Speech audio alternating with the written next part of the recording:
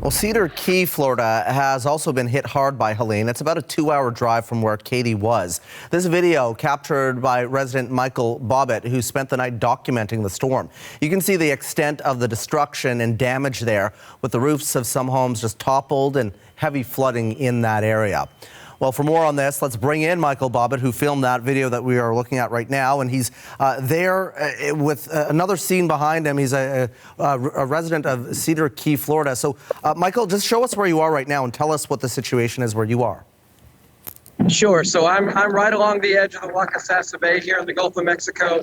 This is the Faraway Inn, one of our old-time Florida cottage motels that's been completely and totally obliterated. It's been annihilated. Every single cottage here is destroyed. Several of the buildings were picked up and carried out into the Gulf of Mexico, out this way. The town here is the only way I can describe it is a complete loss. Every commercial building is substantially destroyed. More than half of our houses were completely inundated with water from top to bottom.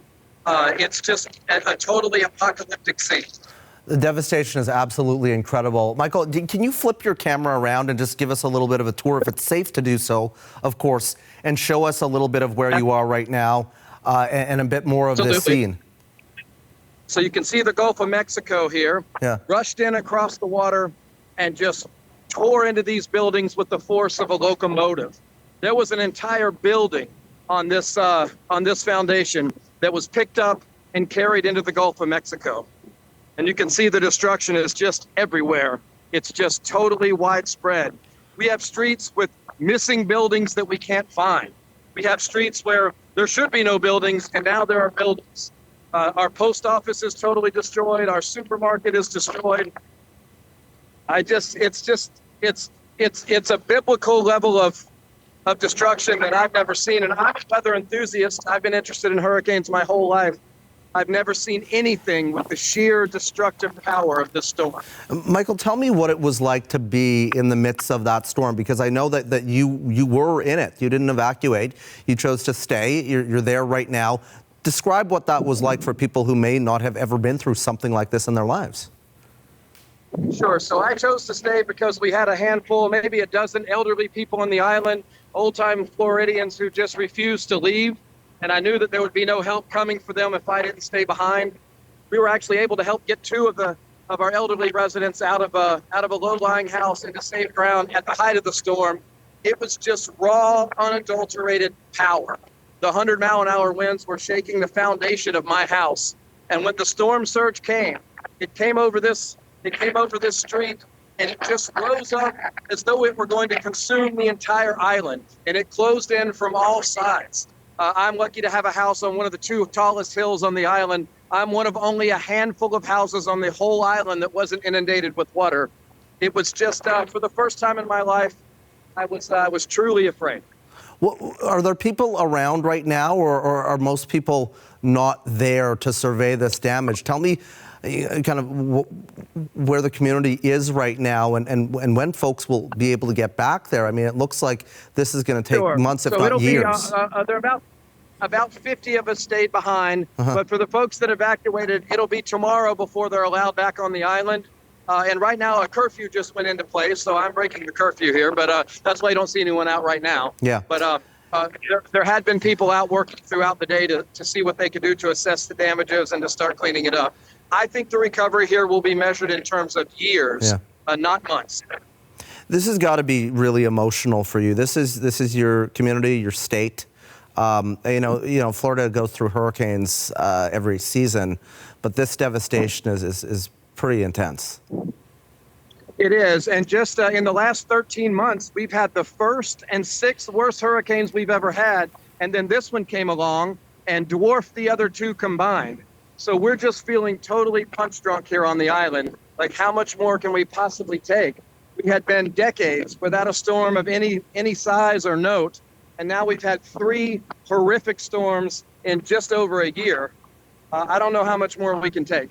What do you think the community is going to need most right now? Obviously, there's so much that is needed, but tell me a bit about the priorities right now in the immediate aftermath. Sure. So the priorities right now are to try to reestablish some sort of utility service, get the water back on, Our governor, Ron DeSantis, was here on the island today, so I expect we'll get a vigorous response from the state government and from FEMA. But what we need more than ever is what we do the best here on the island. It's community. We live in true community with one another here. What we need the most is for neighbors to look out for neighbors and for people to lean on each other in the face of withering despair. Yeah, what would you tell, just finally, the other residents that live in that community who might not be there right now, that might be coming back to this scene, about what they're facing and also the resilience of Floridians? I would tell them that whatever they've seen on TV or the videos I've been posting, whatever they've seen, it's way, way worse. But I would also tell them that Cedar Key is a place worth fighting for. It's a place worth rebuilding. It's the best place on earth. Come back home and let's get to work. Michael Bobbitt, appreciate your time tonight. That's Michael, a resident of Cedar Key, Florida.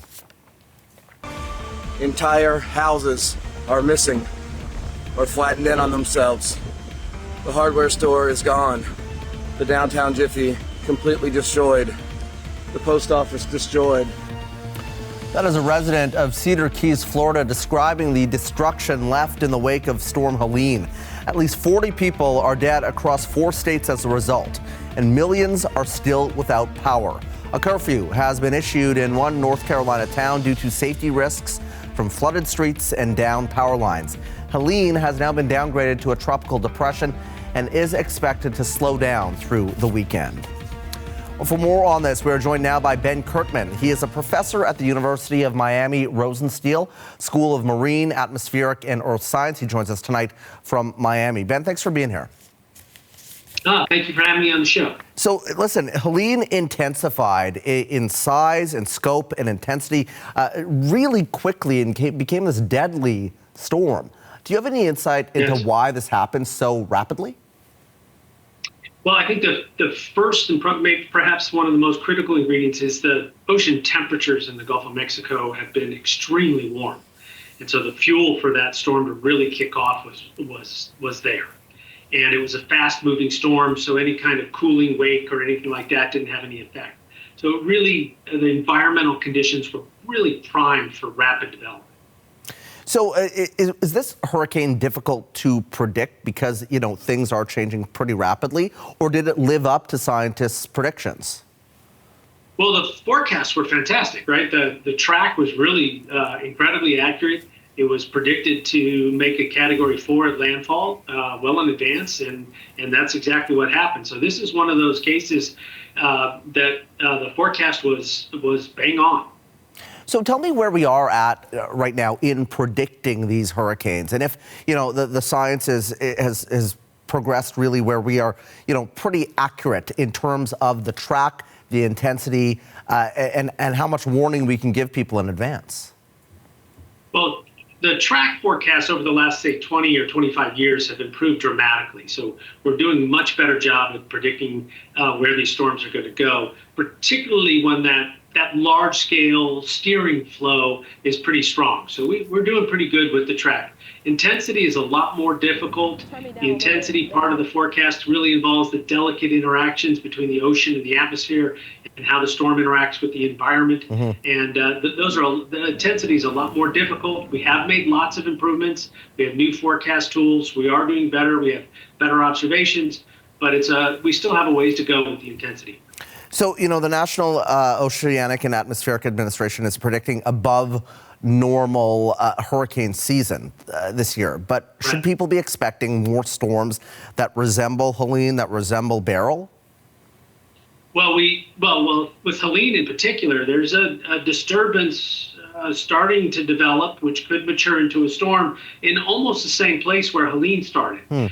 So we might be seeing another storm next week.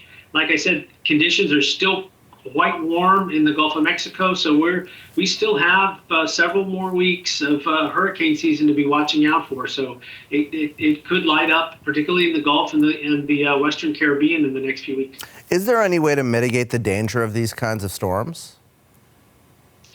I think the most important thing is make sure the structures, your houses, your homes, they're hardened for storms. that we have barriers in place, particularly coral reefs, mangroves, and things like that near the coastline. They're good for knocking down the storms and dealing with the storm surge. So sort of those natural environment barriers are good protection for the storms.